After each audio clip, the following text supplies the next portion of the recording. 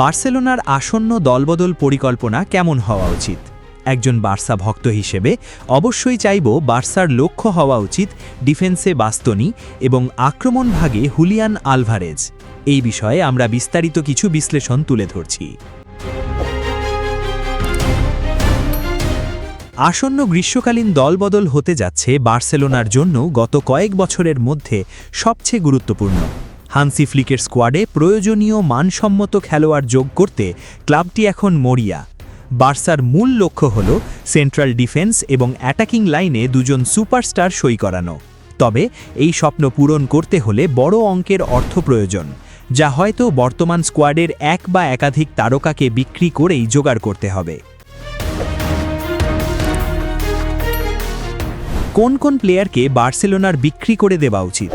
দল বদলে বড় অঙ্কের অর্থ বিনিয়োগ করতে বার্সেলোনার 1:1 নিয়মের ফেরার কোনো বিকল্প নেই। এজন্য গত 2 সিজন ধরেই আসলে বার্সেলোনা লড়াই চালিয়ে যাচ্ছে। জুলাইয়ের দলবদল শুরুর আগেই বার্সেলোনা লা লিগের বহুল প্রতীক্ষিত 1:1 নিয়মে ফেরার আশা করছে। এই নিয়মে ফিরলে ক্লাব যত টাকা আয় করবে তার সমপরিমাণ টাকা নতুন খেলোয়াড় সই করাতে খরচ করতে পারবে। তবে ইন্টার মিলানের আলেসান্দ্রো বাস্তনি এবং অ্যাথলেটিকো মাদ্রিদের হুলিয়ান আলভারেজকে একই সাথে দলে ভেড়াতে শুধু এই নিয়মে যথেষ্ট নয়।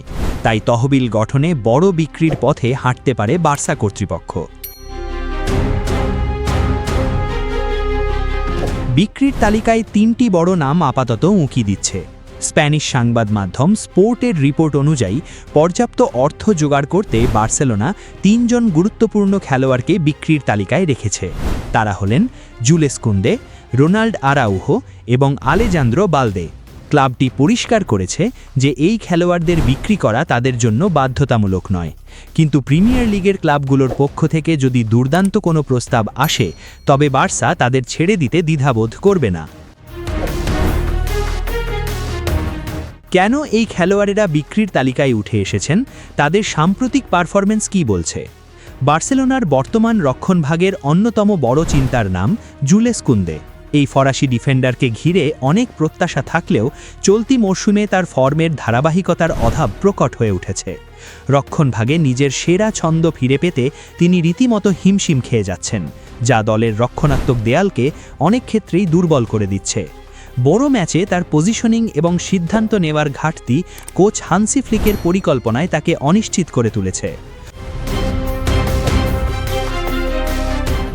অন্যদিকে দলের অন্যতম ভরসা রোনাল্ড আরাউহোর পরিস্থিতি এখন অনেকটাই ভিন্ন। একসময় রক্ষণভাগের অবিসংবাদিত নেতা হিসেবে বিবেচিত হলেও হান্সি ফ্লিকের অধীনে তিনি বর্তমানে মূলত একজন স্কোয়াড প্লেয়ার হিসেবেই ব্যবহৃত হচ্ছেন। নিয়মিত একাদশে জায়গা না পাওয়ার পেছনে তার ফর্মের চেয়েও বড় বাধার হয়ে দাঁড়িয়েছে বারবার ফিরে আসা ইনজুরি সমস্যা। শারীরিক ফিটনেস এবং ফ্লিকের নতুন ট্যাকটিক্যাল সিস্টেমের সাথে খাপ খাইয়ে নিতে না পারায় উরুগুয়ায়ান এই ডিফেন্ডারকে নিয়ে ক্লাব এখন নতুন করে ভাবতে শুরু করেছে। তরুণ আলেজান্দ্রো বালদেকে নিয়েও দুশ্চিন্তা কম নয়।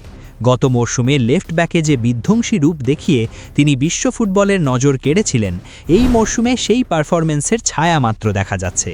প্রত্যাশার তুলনায় তার বর্তমান পারফরম্যান্স বেশ নিম্নমুখী। বিশেষত ট্যাকটিক্যাল পরিবর্তন এবং রক্ষণে বাড়তি মনোযোগী হওয়ার নির্দেশে তিনি নিজের স্বাভাবিক আক্রমণাত্মক খেলাটি হারিয়ে ফেলেছেন। পারফরম্যান্সের এই গ্রাফ নিচে নেমে যাওয়ায় বার্সেলোনা এখন এই পজিশনেও নতুন এবং আরও কার্যকরী বিকল্পের সন্ধান করছে। বার্সেলোনার অভ্যন্তরীণ আলোচনা সমালোচনা বলছে এই 3 জনের পরিবর্তে আরও উন্নত মানের খেলোয়াড় আনা সম্ভব। বিশেষত বাস্তনি এলে রক্ষণভাগ যেমন শক্তিশালী হবে, তেমনি হুলিয়ান আলভারেজ আক্রমণ ভাগে রবার্ট লেভানডফস্কির যোগ্য উত্তরাধিকারী হতে পারেন। তবে আর্থিক সীমাবদ্ধতার কারণে এই 3 জনকে বিক্রি করে যে অর্থ আসবে তার একটি বড় অংশ বাস্তনি ও আলভারেজের চুক্তিতে ব্যয় করতে হবে। ফলে স্কোয়াড ডেপথ বা বিকল্প খেলোয়াড়ের সংখ্যা কিছুটা কমলেও মানের দিক থেকে বার্সা আপোষহীন থাকতে চায়। সবশেষ কথা হচ্ছে, হান্সি ফ্লিকের নতুন প্রজেক্টে বার্সেলোনা এখন কোয়ান্টিটি বা সংখ্যার চেয়ে কোয়ালিটি বা মানের ওপর বেশি জোর দিচ্ছে। যদি প্রিমিয়ার লিগের কোনো ক্লাব কুন্দে বা আরাউহোর জন্য বিশাল অঙ্কের প্রস্তাব দেয়, তবে কাম্প ন্যুতে বাস্তনি আলভারেজের যুগ শুরু হওয়া কেবল সময়ের ব্যাপার মাত্র। লাইক এবং সাবস্ক্রাইব করে স্পোর্টস বাংলা আপডেট চ্যানেলের সাথেই থাকুন। জানাতে পারেন এই বিষয়ে আপনার নিজস্ব মতামত কিংবা পর্যবেক্ষণ। দেখা হচ্ছে পরের ভিডিওতে। ধন্যবাদ।